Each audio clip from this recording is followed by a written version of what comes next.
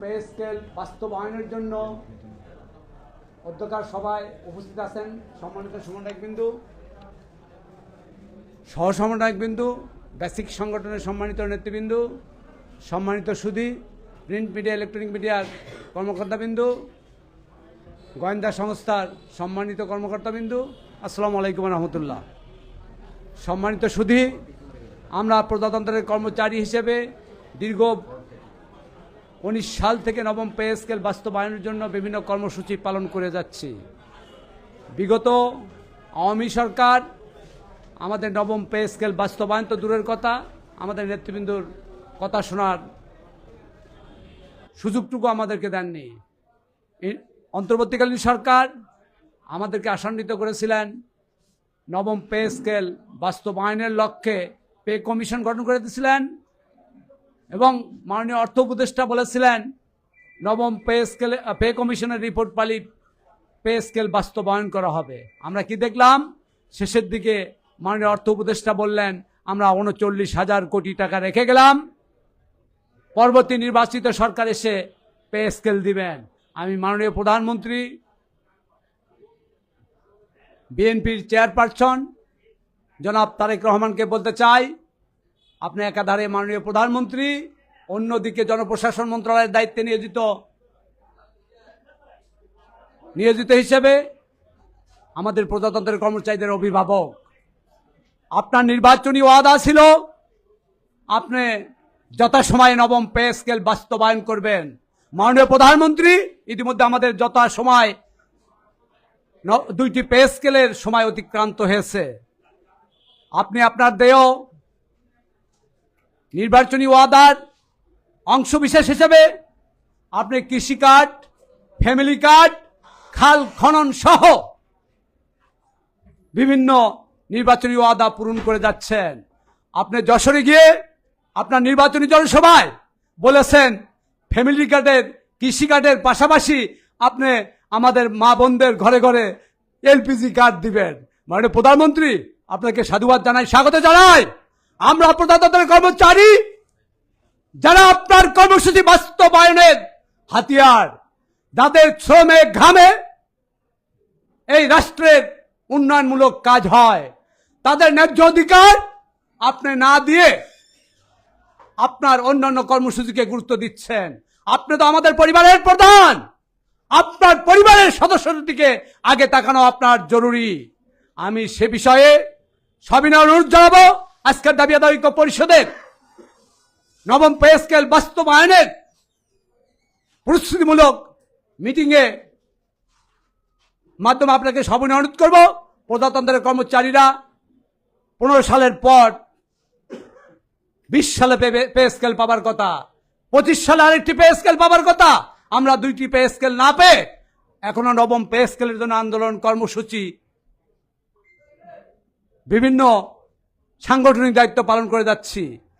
মাননীয় প্রধানমন্ত্রী, আপনাকে সবিনয় অনুরোধ করব, আপনার পরিবারের সদস্যরা যদি অবুক্ত থাকে তারা কিভাবে রাষ্ট্রের কর্মসূচি তথা উন্নয়ন কর্মসূচি বাস্তবায়ন করবে? আমরা পরিবার পরিজনের ভরণ পোষণের ব্যয় কোনোভাবেই বহন করতে পারছি না।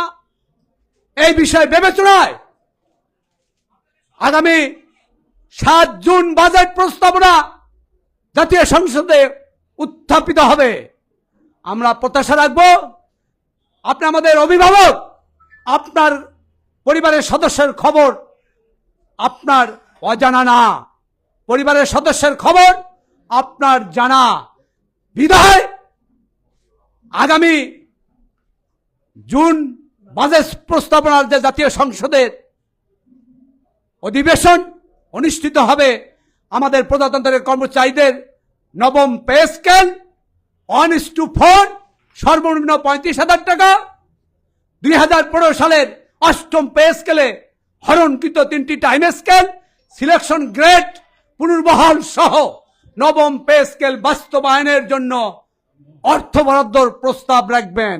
অন্যথায় প্রজাতন্ত্রের কর্মচারীরা তাদের পরিবারের ভরণ পোষণের ব্যয়ভার বহন করতে না পারায়, এই যন্ত্রণায়, এই নিপীড়নে তারা কি করবে, কি কর্মসূচি দেবে সে বিষয় দাবি আদায় ঐক্য পরিষদের নেতৃবৃন্দ জানেন না। আপনাকে আজকের এই সভায় আমরা আবারও দাবি আদায় ঐক্য পরিষদের 22 লক্ষ কর্মচারী, 6 সদস্য পরিবার মিলে 1,32,00,000 আমাদের সদস্য। এই 1,32,00,000 পরিবারের সদস্য আপনার এই পরিবারের অভিভাবক, আপনার অভিভাবকত্ব আপনার দ্রুততার সাথে এই অভিভাবকের যথাযথ দায়িত্ব পালন করুন। আর দাবি আদায় ঐক্য পরিষদের আজকের আলোচনায় সম্মানিত নেতৃবৃন্দের সম্মানিত উপস্থিতির সিদ্ধান্ত অনুযায়ী আগামী 15 মে রোজ শুক্রবার সকাল 10 ঘটিকায় জাতীয় প্রেস ক্লাবে নবম পে স্কেল বাস্তবায়নের জন্য সরকারের কাছে আকুতি জানিয়ে আবারও আমরা প্রেস কনফারেন্স করব। এই প্রত্যয় ব্যক্ত করে আমরা সবার সমাপ্তি ঘোষণা করছি। সবাইকে ধন্যবাদ জানাচ্ছি এবং আগামী 15 মে 2026 রোজ শুক্রবার নবম পে স্কেল বাস্তবায়নের জন্য জাতীয় প্রেস ক্লাব ঢাকায় যে প্রেস কনফারেন্স হবে, সংবাদ সম্মেলন হবে, আপনারা প্রজাতন্ত্রের কর্মচারী হিসেবে আপনাদের ন্যায্য প্রাপ্তির জন্য সকলে উপস্থিত থেকে আপনাদের প্রাণের কথা, আপনাদের মনের কথা এই সংবাদ সম্মেলনের মাধ্যমে আমাদের মাননীয় প্রধানমন্ত্রীকে অবহিত করবেন। এই প্রত্যয় ব্যক্ত করে আমি আমার বক্তব্য শেষ করছি। আসসালামু আলাইকুম রহমতুল্লাহ।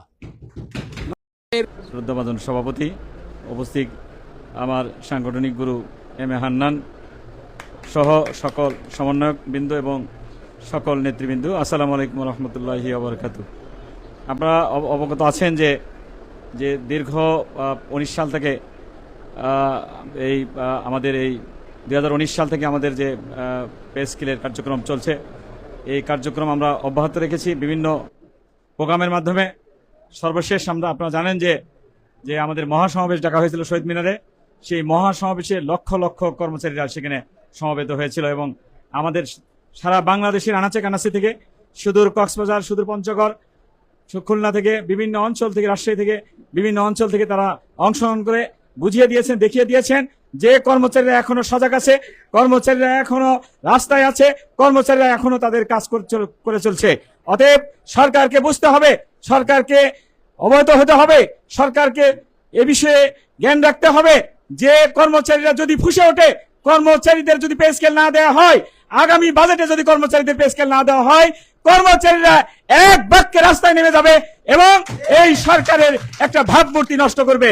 সেজন্য আমি মাননীয় প্রধানমন্ত্রী জনাব তারেক রহমানকে আমি উদাত্ত আহ্বান করব, আপনি আপনার দেওয়া ওয়াদা রক্ষা করুন, আপনি আপনার দেওয়া ওয়াদা পালন করুন।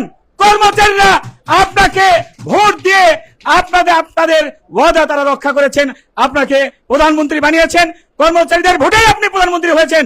22 লক্ষ কর্মচারী এবং তাদের পরিবার, প্রত্যেকটা আসনে যদি 5,000 10,000 করে যদি কর্মচারীদের আপনার জয়লাভের ব্যাপার হয়, তাহলে কর্মচারীদের ভোটগুলো মাইনাস করলে আপনি আর প্রধানমন্ত্রী হতে পারতেন না।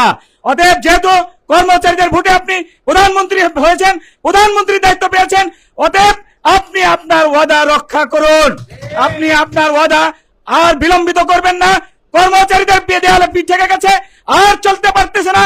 কর্মচারীরা আজকে অসহায় অবস্থা রয়েছে, তাদের সন্তানদের লেখাপড়া করাতে পারছে না, তাদের মা বাবাদের চিকিৎসা করাতে পারতেছে না, আত্মীয় স্বজনদের তাদের মুখ রক্ষা করতে পারতেছে না।